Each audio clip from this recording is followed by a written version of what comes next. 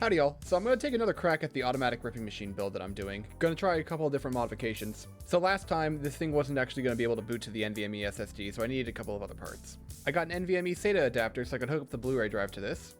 And I also got a 2.5-inch SSD and I 3D printed a bracket for it, so this is going to go in there as well, and this will end up being the boot drive, not the NVMe that I had going on before.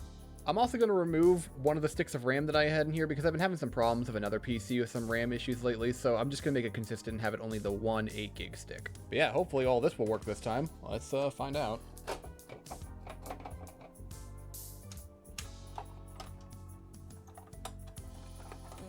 Whoop. Come on, buddy. Let's go. Yeah. Alright, Hank, hold that for me for a second. Yeah, I'm pretty sure these two sticks of RAM have different speeds, so we're just going to go with the 8GB stick instead.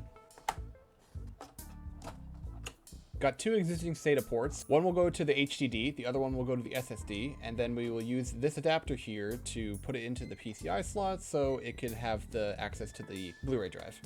Though, as you can see right now, this one's a little bit too tall, so we're gonna have to put in the low profile bracket.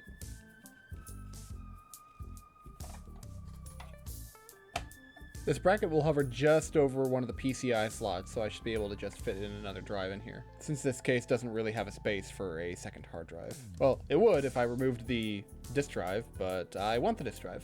There we go. Might need to remove this guy for right now. Actually, let's put this one up here. I'm starting to think this thing won't actually fit in there. I might need to do something else.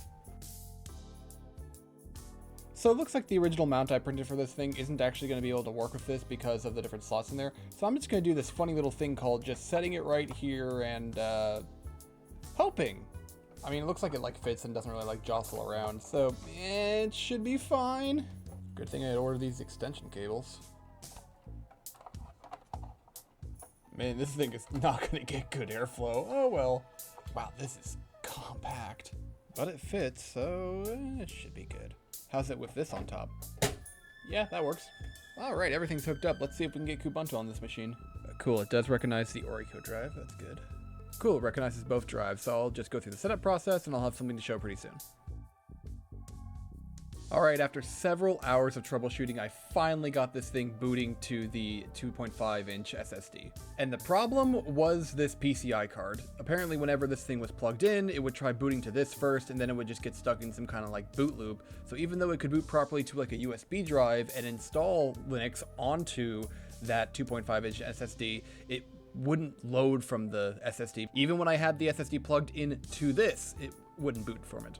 So my current workaround is to have this Blu-ray drive plugged into a SATA to USB adapter, and it's going out the back of the case and into a USB port. Slight problem though, all the USB ports in this machine are USB 2.0, so this thing's gonna take forever to rip Blu-rays. I might end up ordering some more parts to see if I can try to get better speeds out of this drive, but for the sake of this video, I'm just gonna see if I can get this thing running and rip a disk. There we go, I finally got it running. It took a couple of hours, but basically follow the instructions that are on the GitHub page for ARM.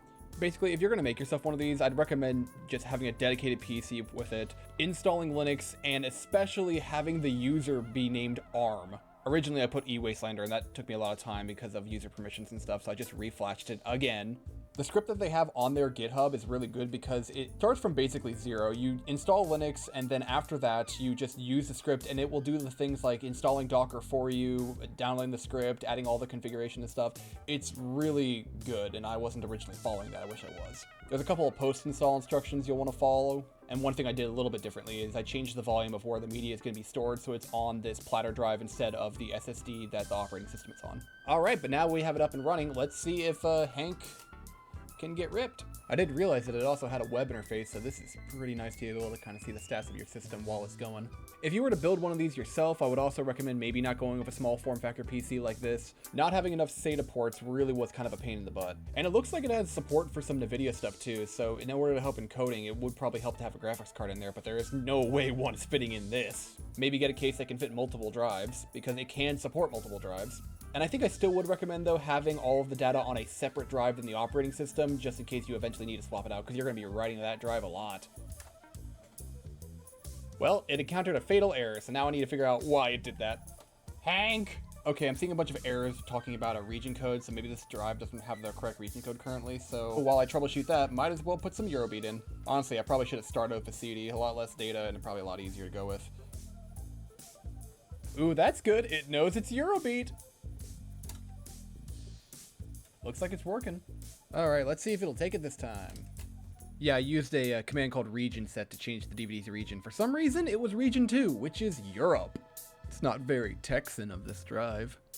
Cool, yep, looks like it's working. Now, it's not as fast as I would like it to be, but that's probably because this isn't plugged into a SATA port. It's plugged into a USB, I think, 2.0 port. So I'm gonna probably have to, on my own, look into upgrading the speed on this. But also, I got a lot of extra, like, DVD drives and stuff, so, I don't know, maybe I'll make a version 2 in the future that has all of these guys just stuffed into one tower and throw a graphics card in there. If you guys want to see that, just let me know. Alright, but I'll let this rip, and I'll catch y'all later.